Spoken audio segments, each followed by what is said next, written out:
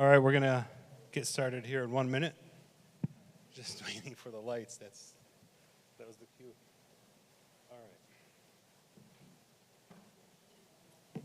right. Each of you can grab a mic. Yep.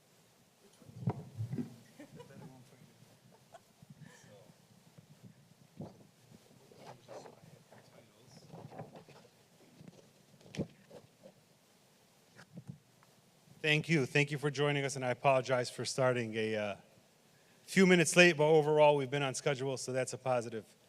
The conversation for this session is an important one, and it's related to the economy.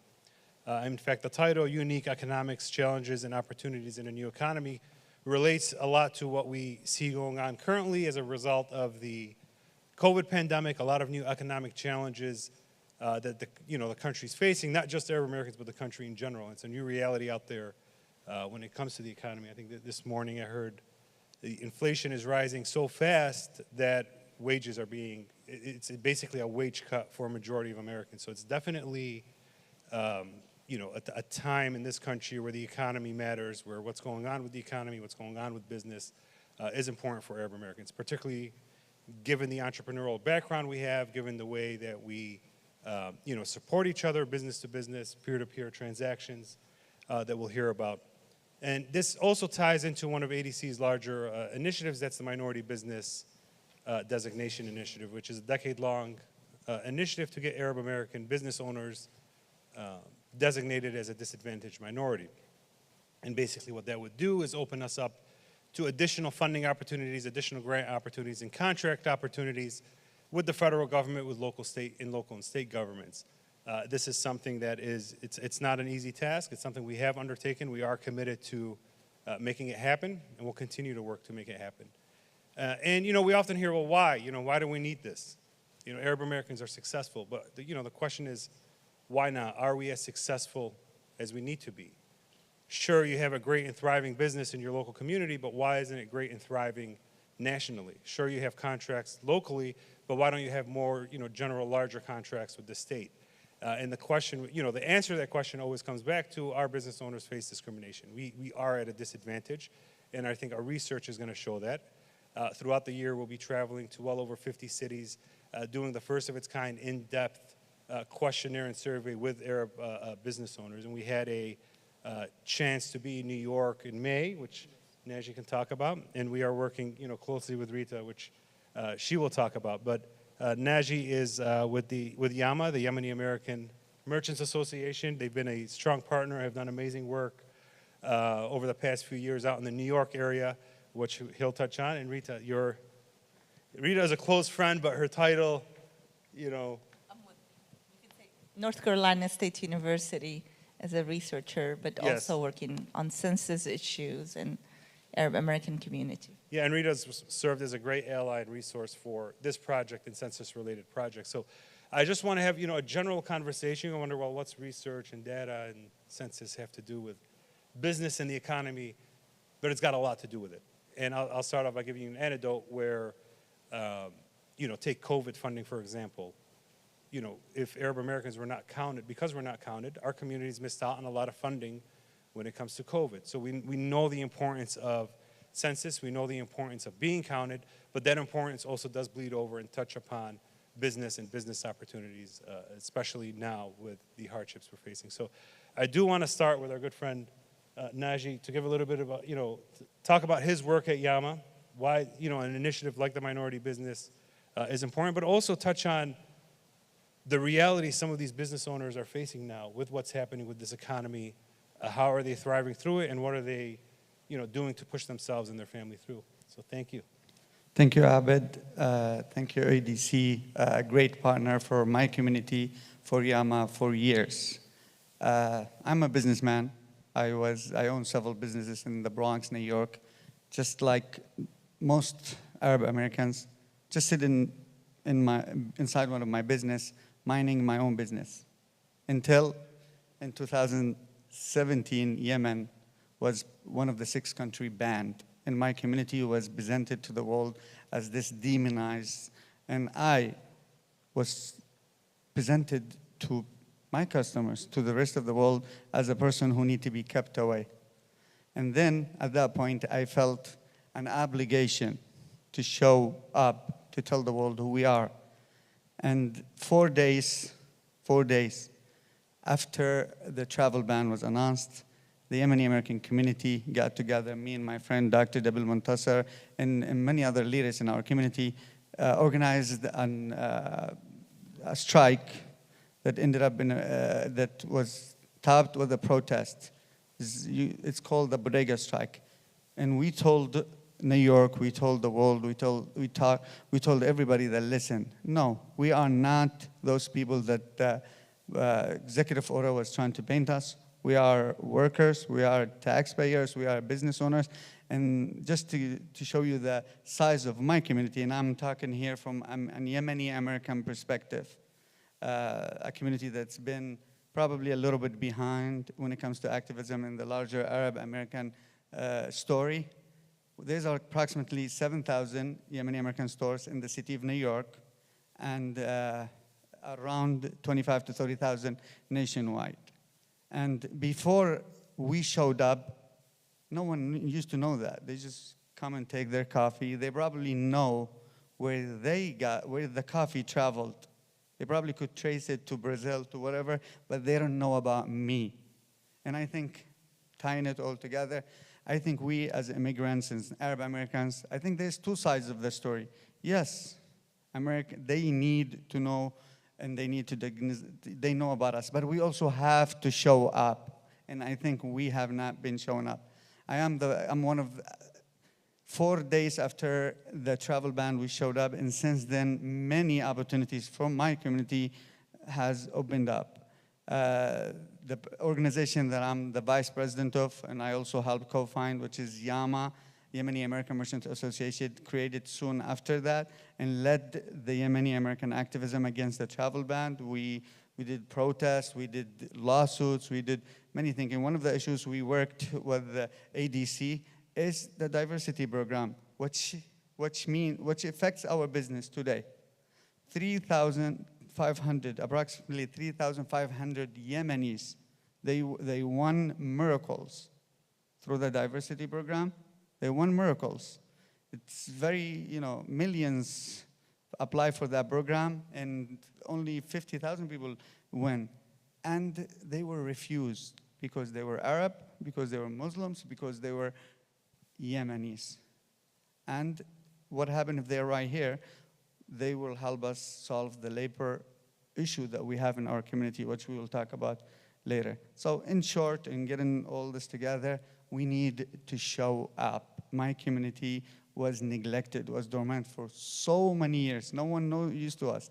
And we showed up in 2017. Since then, we have people running for offices. Since then, we have companies, we have organizations ahead, and we haven't stopped, and we are not planning on stopping. Thank you. Thank you. And I think Najee's example and what he's talking about is the power of organizing and flexing your economic strength. If you have these bodega owners and have control of, commerce in the city, and you shut down, you're sending a strong message to the city. I think Arab American business owners could learn off of that. And I think that model, what Yama is doing is hopefully we can emulate that in other cities. But, Rita, we're forced to do this and collectively gather this information on our own. And, you've worked with us through this minority project as well as with, the MENA category and census. But, just reflect a little bit, on your work and how it's relating to the issues we're seeing now and how much easier things would be if we were successful in achieving some of these things we've set out to do. Absolutely, Abed. I also want to thank you and thank ADC for being there for us. You are our organization throughout, and even when I was in Texas, I was working with the ADC back 20 years ago. In 2010, I joined the Census Bureau because there was this experiment in the census to try to tease out ethnicities and ancestries that were subfolded into big categories. So we started our journey with ADC, AAI, Access, and many other organizations to try to find a place for us. Our biggest problem as Arab American community is we are invisible. And we're hyper invisible and hyper visible. Hyper invisible when it comes to information, when it comes to recognition. Although the data is collected, it's not made available to the public. So there's a lot of misconceptions. So in 2010, we worked together to create the MENA checkbox. And collectively, as a community, we came together and said, we want this checkbox as an ethnic category. I know you've heard it on the street many times, we're not white. A push like this divides our community because, as you know, our community includes those who came in the 1800s, those who came in the 1960s, 1990s. So how can we be more inclusive? The consensus among the community, and we had a huge coalition, 150 different signatories, to say, treat us like you treat the Hispanic community, and that is Hispanics can be of any race, and we want the Middle Eastern community to be counted as being of any race. We can be white, we can be black, we can be Hispanic, etc. The problem we ran into is OMB standards. So OMB is Office of Management and Budget of the White House. They said these standards were set in 1977. They were revised in 1997. And the problem we had in 1997 is that we, the community, did not agree. So they blamed us. And so in 2010, we said, we agree. So we worked together. We worked with many Federal Register notices to say we want a MENA category that is inclusive of Iranians, of transnational ethnicities like Kurds, to be counted as Middle Eastern. There's another narrative that was going on, and that is the rise of ISIS, the American conception of the Muslim world, and all of a sudden, Islam became a race, conceptually, not really on paper. How do you fit in? So I feel today we are, as an Arab American community, our identity, we have to claim like a space, because who speaks for us? Is it the South Asian community as part of the Muslim world? Is it ADC, or is it ACLU? With this, we realize that our community really has many unique characteristics. Our migration patterns. We have one of the highest income in the country, also one of the lowest income in the country. When it comes to discrimination in salaries, this is waged employees, what I shared with Abed, we have the largest gap among all races and ethnicities between those who were born in the United States and fresh immigrant. So Abed, were you born here? I was not. So the difference between our salaries, if we did the same job, that would be $50,000. Huge. That's the largest among all communities. So there are some issues that are unique to our community that we really must address. There are many ways to address it. We have the largest population that is self-employed. And you wonder, is it because we're entrepreneurial, or is it because we lack access to the formal sector? And those are questions that cannot be asked just by data. This is why I'm working with ADC to dig more into what's going on. Right, and you brought up some important stat. I mean, one stat that most people find surprising is that, from our estimates, at least 50%, if not more, of Arab households are living at or below the poverty guidelines. So we tend to believe that the Arab American community is highly successful, is bringing in these large salaries, but that's not the case. And a lot of that is because of the newer immigrant communities coming here. Particularly, we were seeing that with the Yemeni communities in many cities. And the point about, are we entrepreneurial, or are these the circumstances we have? And from our experience in doing this, at least at ADC over the past decade, is a lot of it is part of the circumstances we have. A lot of it is, and why this project is important, are individuals that may have successful businesses or may have been successful doctors or attorneys, throughout the state of Michigan, for example. We saw this a lot, and then all of a sudden 9/11 happens. They're forced to shut down their clinics because patients don't want to come there anymore. So where do they end up? They go to Dearborn. They open there where the community knows them. Now, at this point, some stats have that Dearborn has close to $9 billion in peer-to-peer transactions, which is amazing. That makes the city recession-proof because we're spending each dollar with each other, right? But that doesn't necessarily mean growth for that business owner or that attorney to break through to a larger firm or open up a more successful business. But I'm curious, Najee, within at least the Yemeni community, the issues you're seeing, and I know you're active in New York, but you do take visits to Michigan, but there seems to be a sudden growth or awakening in the Yemeni identity, particularly around your coffee houses and your businesses that are coming up. I mean, honey, and it's across the board. We're seeing a lot happen. But is it because of, how are you supporting each other? Are they facing discrimination? Or what's the feel now with this economy that you're seeing with Yama, in businesses, other cities as well? I think one of the problem is that really follows us everywhere we go is we come from countries where the system does not work, right? Like, I remember going into our community and ask them to register for election. They will say they'll take away my citizenship. Why? Because in the back of their mind is, I'm in Yemen, politics is no good, and the system does not work. Anything that you do is gonna come negative on you. We've been working on building a trust between the community and the system, and that's the result of that. Plus, the immigration story, it's really rough, especially for why we call them American Yemenis or American Arabs, meaning they don't bear the toughness of the immigration story, right? Like for me, I came in here 12 years old, right? My dad was here, used to leave us for 5 years. I was home by my mom. She's worrying about not owning a home. So at 12, I'm carrying the weight of building a home for my mom.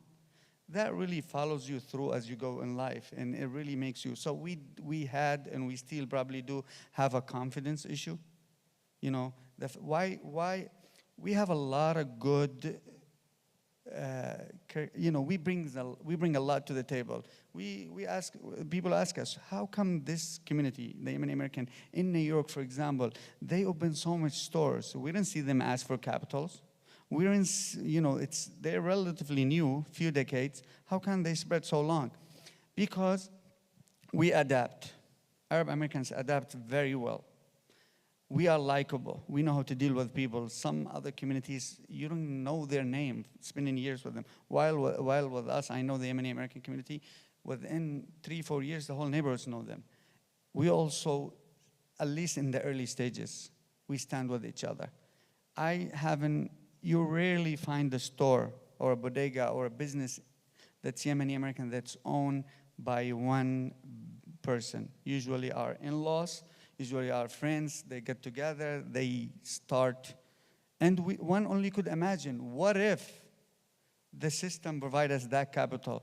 What if I don't have to worry about, what if I really trust the system that I am in America, I'm here, if I do the right thing, and nothing would happen to me? What if we change that mentality? Where would it be?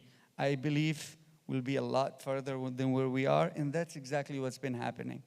Yemeni Americans, and I know other communities are ahead of us in this, we start bringing coffee from Yemen. And now we helping the Yemeni farmer. And I know Qahwa House, which is a Yemeni American-owned business that started in Dearborn. Again, good things come from Dearborn. I was gonna like that a lot. It opened in New York, Williamsburg. I went to Ramadan. I tried to get a coffee about 9 o'clock, and they have 500 people inside of there. I said, crazy. You know how many? And now they're growing into Patterson, into Long Island. So what I'm trying to say here is we have a great story, and it's hiding. It's for those that have things to hide. We shouldn't be hiding. We come with nothing. We work hard. The average Yemeni American works 12 hours, 7 days. We be with each other, and we need to show up. Showing up means that you come and you listen to organizations such as ADC, and I am proud to work with them. They filed a lawsuit on behalf of the diversity visa owners who are people who really were wronged. And you mentioned the fact that there's a little bit of disparity between the who were born here and who comes. It's because we don't have enough organizations like ADC to help the person who might be talented, but he grew up in a different world, in a different culture, in a different system, and to fight for their rights. The solution is organizations such as ADC that will help us and build the trust with the system. We live in a great system, and we have not been utilizing it. And this particular issue that you've been fighting for, the designation is a prime example of that. It's going to lead to a lot of good things for our community. So, Can I interrupt? I want to give some credit to especially this generation. They are working. They are more aware than probably my generation. And I say this is the time. If any time, as long as I've been in the United States, this is the time to organize. This is the time to come together. We have an administration that is listening. We have an environment that is primed for us to discuss these issues. And the reason I want to talk about the administration, so I do work for the US government, for the State Department, and all my views, by the way, are my own and are not attributable to the State Department. Just this week, we got an announcement from the chief statistician in the White House saying they're gonna look at the standards for the OMB standards that define race and ethnicity. Now, this is gonna be a technical review over the next 2 years, and they're gonna only take comments from the federal government, so I'm gonna try my hard to get in to represent you. But there's an opening. This is an opportunity. The government is listening.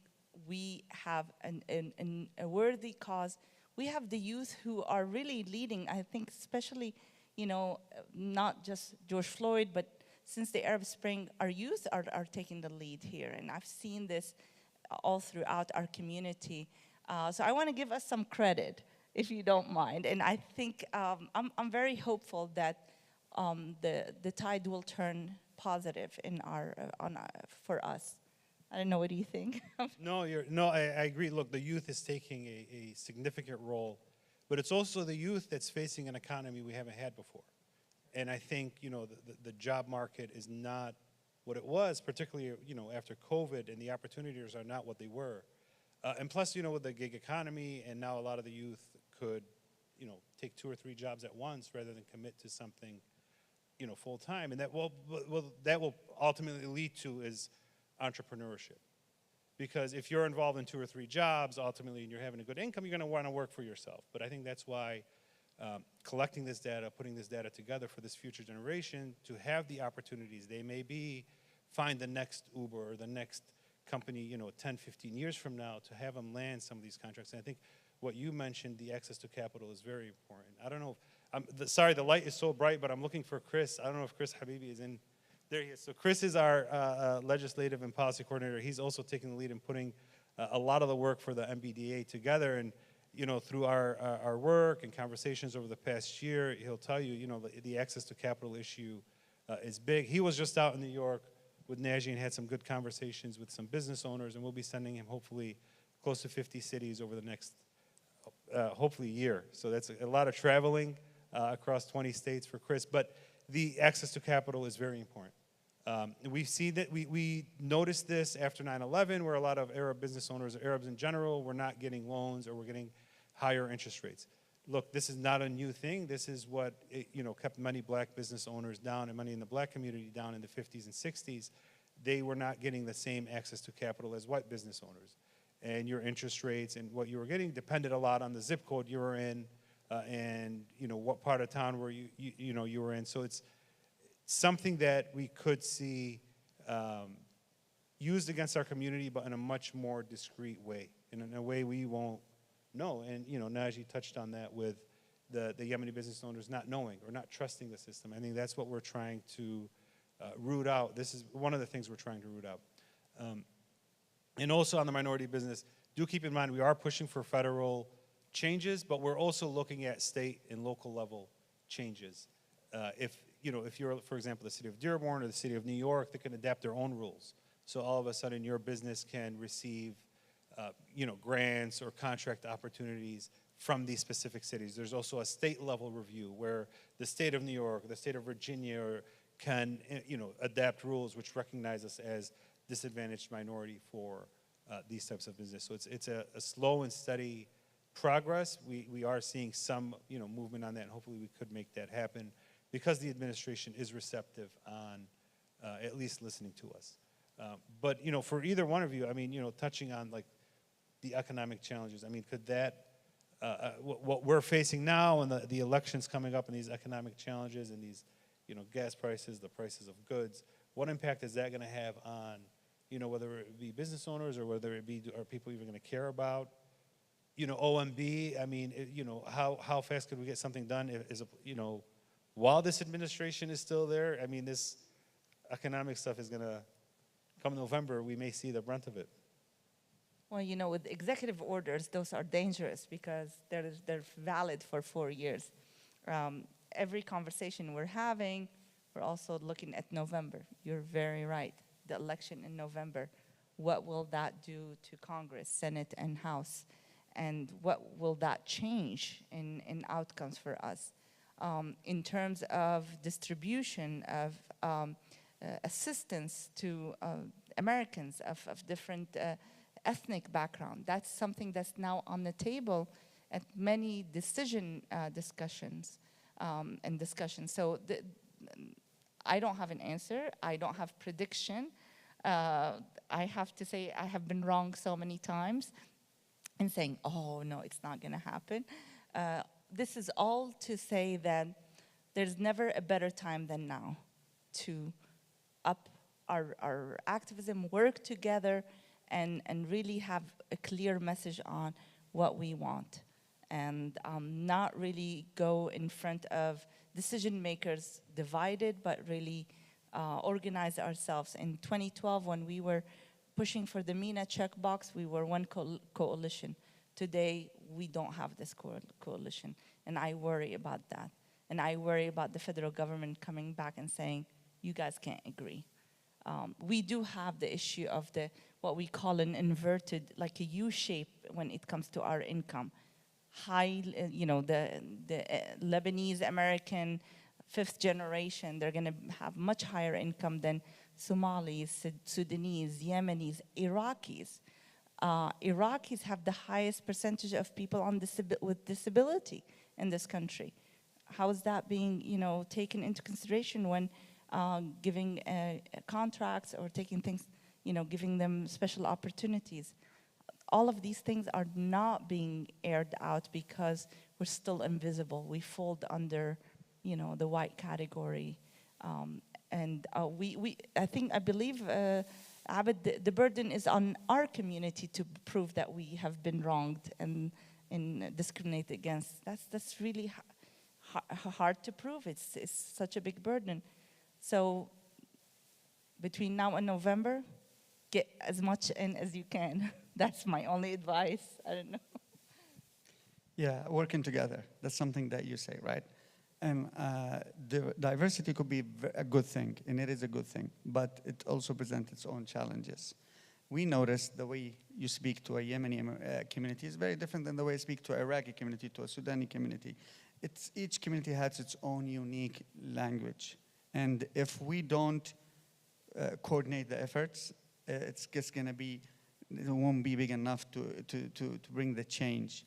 And one of the many benefits of our unique existence is that we are in the heart of many issues. The injustice problem, for example, where it happened in our stores, in our gas stations, in our companies, and in front of us. We were witness of it. We, many times, were victims of it. The same thing, the security issue that's occurring right now. 5 Yemeni Americans got killed in New York City in the last year or so. So we're there, and I'm very offended when I say, how come they don't have a movie about the bodega? They have about the barbershop.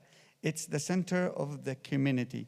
So I think the challenge, there's a lot of challenges, and I do agree that the only way is to show up together and keep our back home problem away.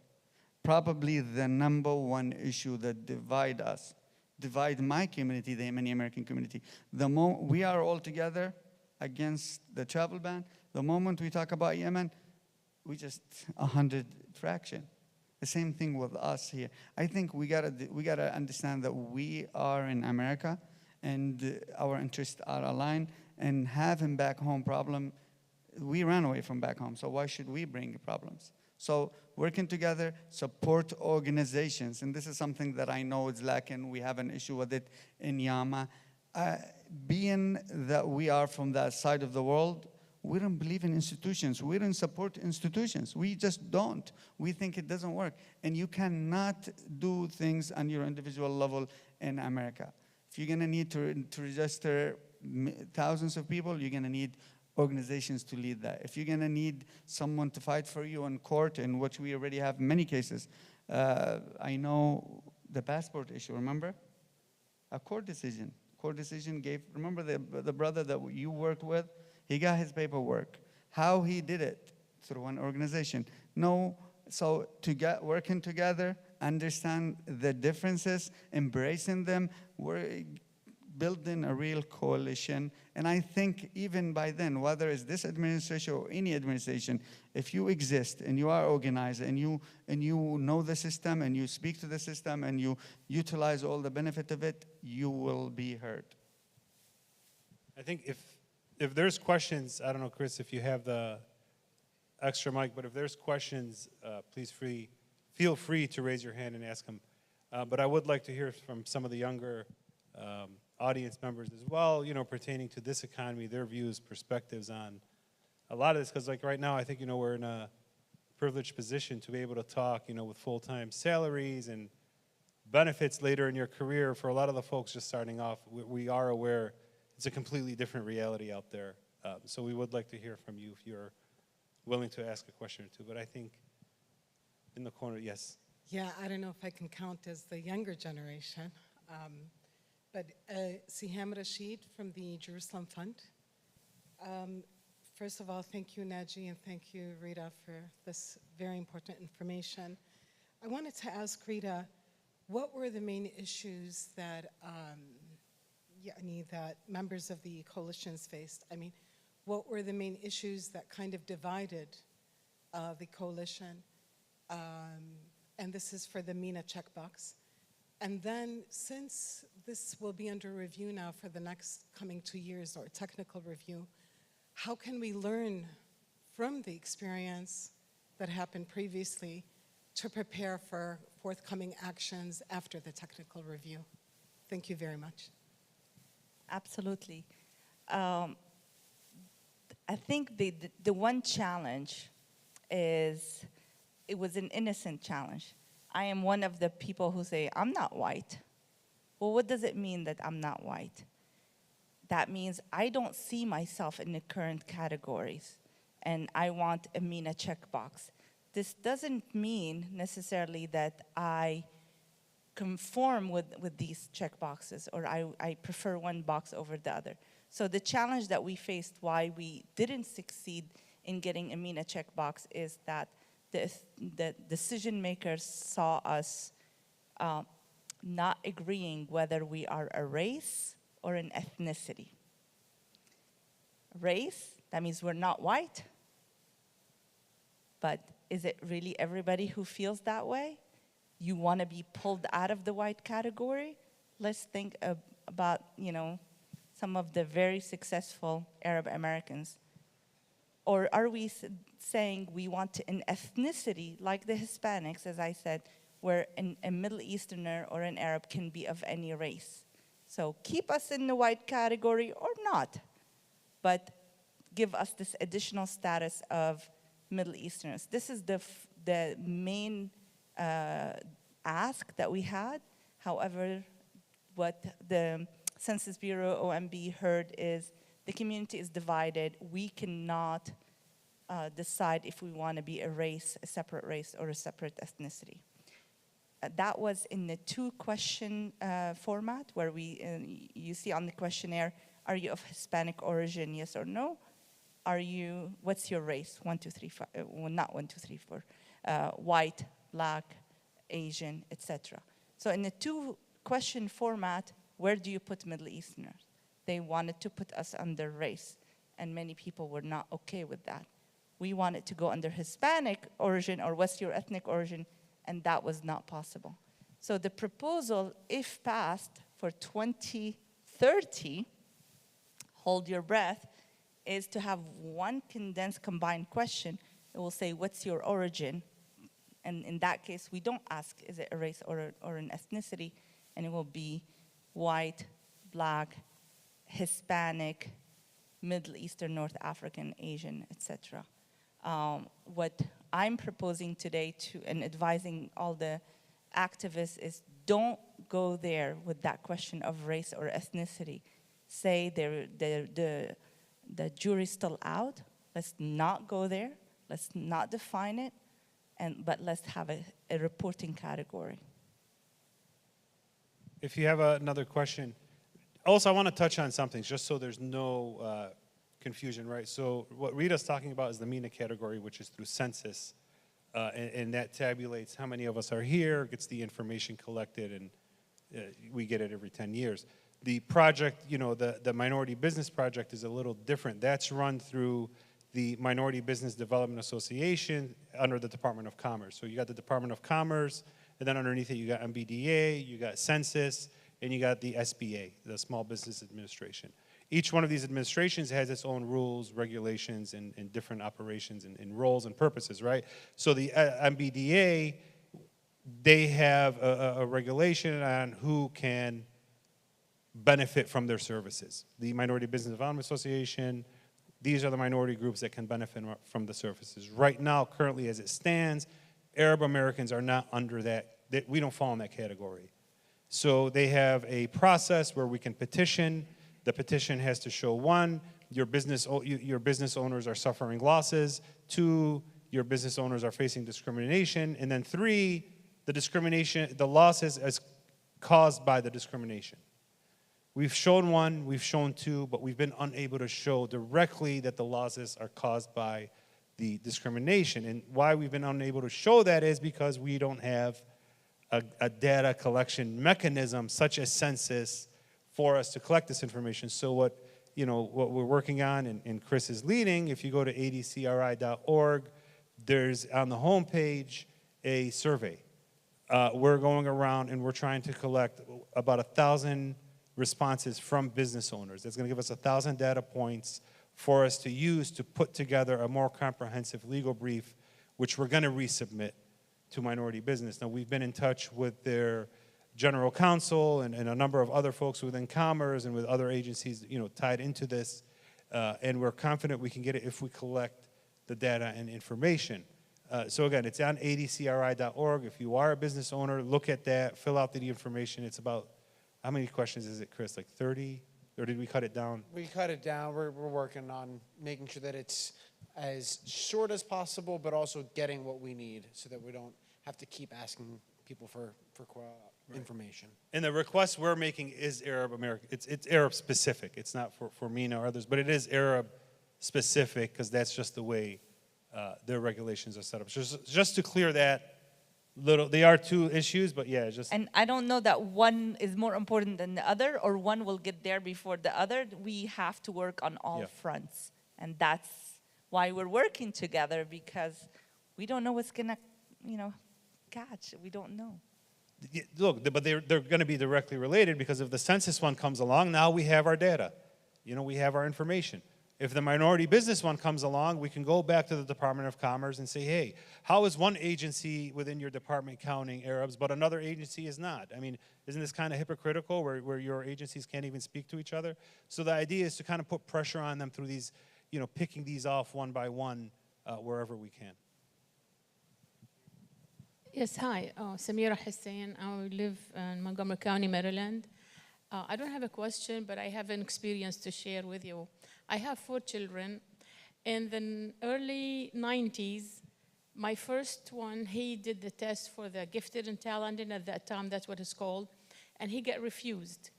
So one parent told me, is there any way you can put like your minority? I didn't really get it. That was my first child. Then when I served in an advisory group for the Board of Education, they put me in the category, the white category with a Jewish woman. So I said, I'm not white and I'm not Jewish. Why am I here? So with a big back and forth, then I learned about the Office of Business and Management, budget, whatever it's called, OMB. And so I did a lot of homework. The good results, I know Marvin Winfield at that time used to work with ADC, and I know Paul and Nabil and Marwan. They were here witnesses. Finally, we got to add Arab culture and Muslim religion to those federal 5, they called them. So in 2010, because I worked hard and I really kept pushing, I was named the champion of the census. So I was a surprise. They took me on a bus tour with all these leaders and everybody, people who never wanted to talk to me became my friends that day. In 2020, I did the advertisement in English and in Arabic for the census. And I have it I have my own YouTube channel. You can find it there. So I'm still working on this one in my own little home. And I found out later that 2 of my children were classified as white and 2 are Asians.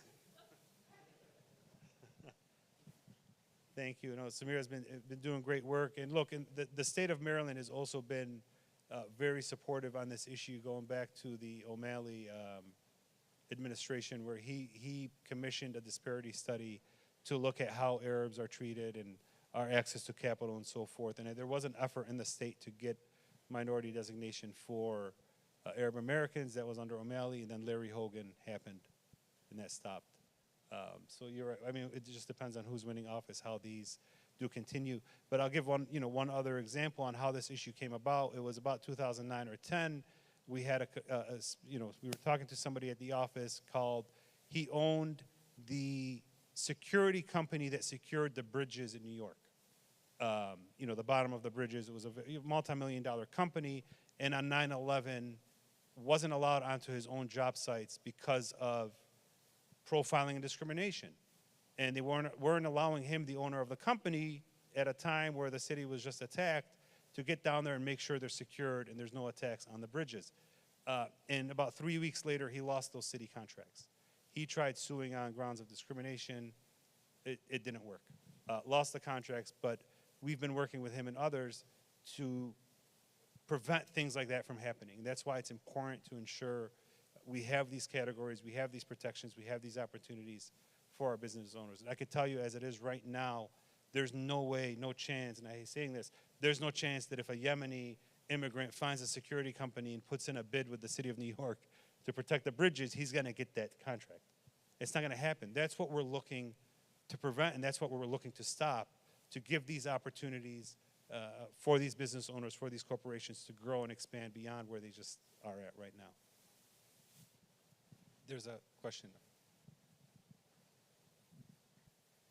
I hope I'm not changing the conversation too much, but I wanted to hear your thoughts on maybe the effects of U.S. sanctions or heavily sanctioned countries in possibly furthering economic inequalities for Arab Americans, maybe Yemen as an example, or for Iranian Americans as well. Well, the two worlds are interconnected. If the situation in Yemen is bad, more people will come in here. And this is why we said, and we've been advocating, a lot of people have been speaking about helping Yemen in general, especially this administration, which I know they have listened to us a lot, but we wish they listen a little bit more. We have a prime example. It's an issue that we work with ADC. ADC filed a lawsuit with the AMA and many other organizations on this behalf. There's a program through the State Department. It's a legal program. It's actually a program that was put into law or signed into law by President Bush the first. And it's the diversity visa program. It's a program millions of people file for. And if you are in Yemen, section occurred, war, sanction happening, war is on top of, you really have a few ways to go. One of that is you go into your computer and file in hope of winning a miracle. 3,000 Yemenis or more from Yemen and others from Iran, Syria, and other sanctioned countries. They signed, they filed, they got those miracles, but they also got the prior president. They were refused on the basis of the fact that they are from Yemen, the fact that they are, and their identity. Now, what if they are allowed into this country, 3,000 Yemenis? What if they were given their rights? What if the miracles that they won, the lotto that they won, and we could imagine if you play a lotto and you go tomorrow and the guy doesn't cash it you. What if they got, what would happen? Each one of them, each Yemeni American, and this is part of our story, and we need to say this, and we need to show up and say it. Each Yemeni American, I'm sure each Arab and most immigrants, we take care of 20 people in Yemen. I send money to my mom, to my family, and everybody and the friends and neighbors. This is how Yemen is still functioning, mainly because of immigrants in the United States and a lot outside the United States. So if those 3,000 people are allowed into this country, each one of them is going to help 20 people behind them. Now you're talking about 60,000 Yemenis in this crazy world. Now you could speak all day long, Chris Murphy, all those good senators, you could speak the whole day about helping Yemen. But here is a law that it's a legal immigration. There's not that much issues around it, that you could help them President Biden could act on this immediately. So yes, the two worlds is interconnected, and if the U.S. uses its might, if we I know we Yemeni Americans also have voice in trying to help Yemen become like this country. So that's going into that division part that I said, it's gonna probably hurt us a little bit more.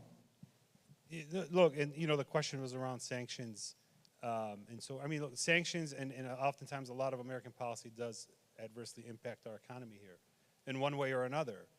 When you're limiting the number of goods coming from a specific country, when you're limiting the number of remittances or money that can be sent back to a country, if you're limiting the number, the amount of money that we had issues of people being able to send money to their family in Yemen or in Syria. I mean, by not allowing us to support your family members, you're creating refugees. You're creating people that are looking to flee, looking for opportunities outside of their home.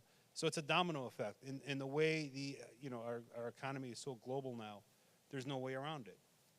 The sanctions on Iran, the sanctions on Iranian oil. I mean, that would really help us right now when we're paying as much as we're paying for gas. So there's a lot of policies that do adversely impact our economy, adversely impact us here at home, all in the name of American foreign policy. And look no further than what they've done to Gaza and what Israel's doing to Gaza, right? And the blockade on Gaza and keeping in some very incredible talent that's not able to get to the U.S. or get to anywhere else in the world. That's just like one example of how some of these policies impact us, not just here in the U.S., but impact the Arab community across the world as a whole. And if I can add one thing, although there's no formal way to track refugees that came to the United States from Syria, the Syrian refugees that were allowed a few years ago, based on my own research, ethnographic research and qualitative research, we found that almost everybody is employed, gainfully employed, even the women who never worked before. So allowing our community into this country really works and benefits, as you said, Naji, benefits that we are contributing members of the society as soon as these refugees got here. Although the system put them through for welfare and assistance, most of them found jobs and are working. Yeah, and I'm gonna add to that, we actually have a labor issue, a labor problem inside of our community because of that stream of people. 1,000 or 1,500 people used to come in every year through this program. Now there's that growth that's occurring, but the labor, and who will work 12 hours, 7 days and open a store in Queens and in Brooklyn other than an Arab who come from a war-torn country? So there's a lot of contradictions here that we need to work through. We got a question over here. Okay. Well, sorry, this is not a question. We've had this program about 10 years ago. I just want to tell Abed this, because timing is important, and we put it to rest during the Trump administration. We knew we had no chance, and we woke it up when we have the Biden administration. I think now we have a good timing, bad timing. With the economic downturn, I'm sure we can use this for the administration to incentivize segments of the population to contribute more to the economy and to the revival of the economy. So I think now, with this economic downturn, we can go to them and say, okay, you give us this chance, and we're going to try to pull through and contribute to the revival of the economy. So now this is a golden timing too, an administration that listens, and the timing when the economic downturn is happening, so that this will be a good opportunity for us to get into the program. I hope you will add this to your argument. Absolutely. And I saw Chris noted that as well too, so we're definitely going to add that one. I think there's a question.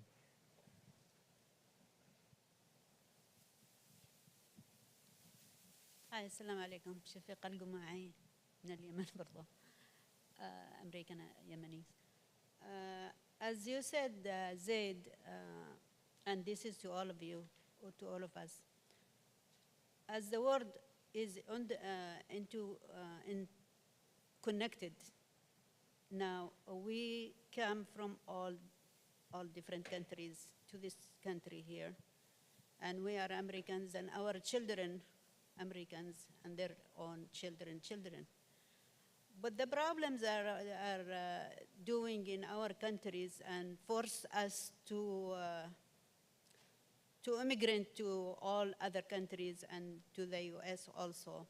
This is affecting us and our children and our children's children. And so we have to count on that.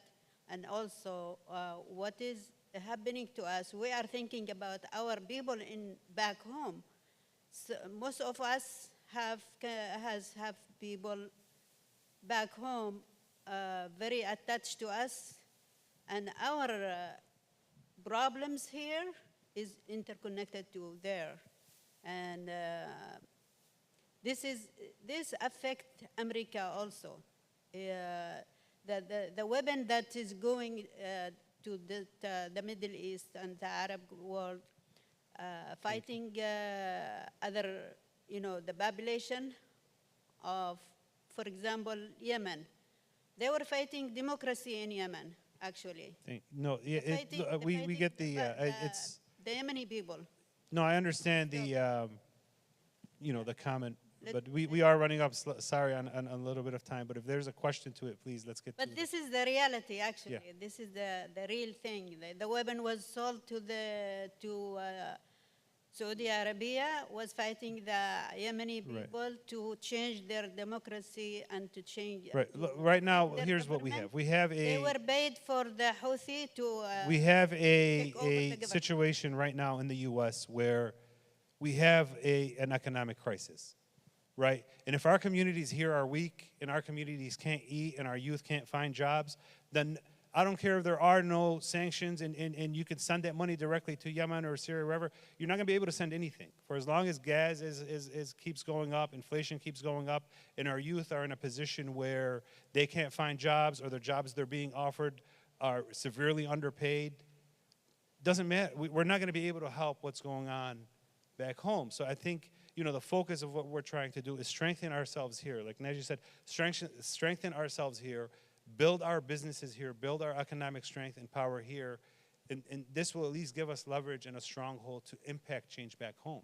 But when we're weaker here, when we're unable to get our things straightened here as a community and personally when it comes to economics, it's not going to matter. We're going to deliver empty promises and empty transfers to our family back home. So I think it's important, regardless of the policies or views we have back home, we have to work together here. We have to strengthen each other here. And I understand the issues of remittances. I understand the issues of sending things overseas. We did have a time where the community was doing very well economically, you know, post 9/11 and so forth. But even then, the Treasury Department was shutting down remittances. I personally can't use Western Union. I'm the legal director of a civil rights organization. I can't send Western Union because one time I sent Western Union to my uncles and family in Syria. And guess what? I can't even send, I'm barred from the platform, right? So there's a lot of issues and things that are going on like that that we have to keep in mind of. And now that's compounded with a dire economic situation in this country. And that's the point we wanted to drive home from this session is, you know, ADC, we have a lot of the core issues we're working on, but without strengthening the economy, without strengthening the community here, we're not going to be able to impact, you know, the other areas. We are coming up, you know, on just a few minutes, but if there's, you know, you want to take a minute in closing about, you know, your experiences or anything on this topic and subject you want to touch on. I want to emphasize what you said. We need to be in. We need to be healthy, have healthy businesses.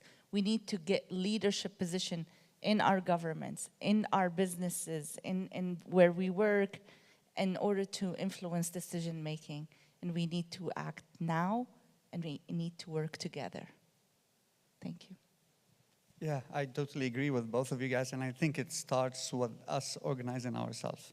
If Western Union really know us, if Western Union respects us, if we're together, believe me, they'll take you off and take the thousands, if not, of people off. And same thing with politicians, same thing with organizations. So we have a great story. We have a unique story, and we have to show up and tell it. And we have a lot to add to the table. We adapt. We are very likable. We work hard hours, and we need. And this is a plus and we are no longer in the country. We are no longer in the country that we came from. This system actually work, but it does not. It's not going to come and knock on your door and say, "Here, take advantage of me." And I'm going to say with this, I don't care how talented you are. I don't care what you have. In order for you to take to the next level, you're going to need.